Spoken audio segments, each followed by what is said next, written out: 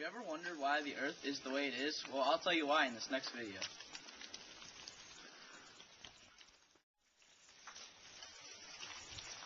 Thermal energy transfer occurs in the magma. It is when the hot, less dense magma rises to the top and the cooler, more dense magma sinks to the bottom. This forms a current, kind of like this, and this will slowly move the crust over millions of years. It moves about 2 to 5 centimeters a year. Gravity pulls cooler, more dense magma towards the core, while the hotter, less dense magma rises to the top. When it's doing this, it creates a circular motion that helps move the crust. That is how gravity helps move the crust. When I jump off this rock, I'll experience gravity. Gravity is the act of pulling something down towards the core, or the pushing down towards the core.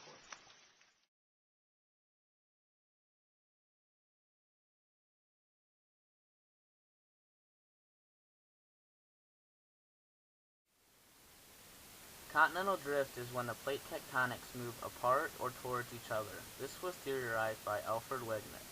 His theory was not accepted until the early 20th century.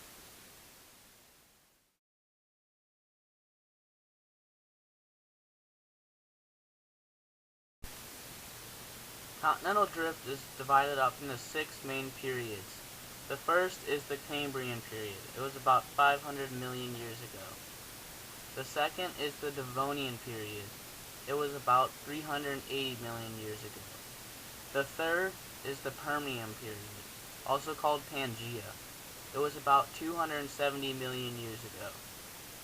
The fourth is the Triassic period, about 210 million years ago. The fifth is the Cretaceous period, about 105 million years ago.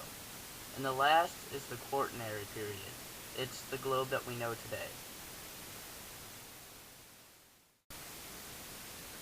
The Earth is made up of 14 plates that vary in size. These plates are called plate tectonics. The red dots represent hot spots or weak points in the Earth's crust. The next topic I'm going to talk about today is seafloor spreading. This is when magma is pushed through the seafloor. This pushes the oceanic plates apart and forms more continental plates. This process forms mid-ocean ridges, volcanoes, and islands. Islands like Hawaii. The first type of boundary I'm going to talk about today is a convergent boundary. That's when two plates collide up against each other and form mountains or valleys. This represents two continental plates colliding. When they collide, they form mountains, or they can form valleys. The second type of collision is between an oceanic plate and a continental plate. When they collide, the continental plate slides over the oceanic plate and forms more land.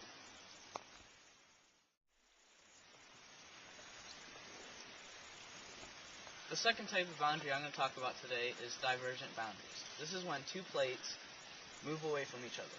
When they move away, this creates volcanoes, earthquakes, and deep ocean trenches. The third and final boundary I'm going to talk about today is transform boundaries. This is when two plates slip or grind past each other like this, and this occurs along a fault.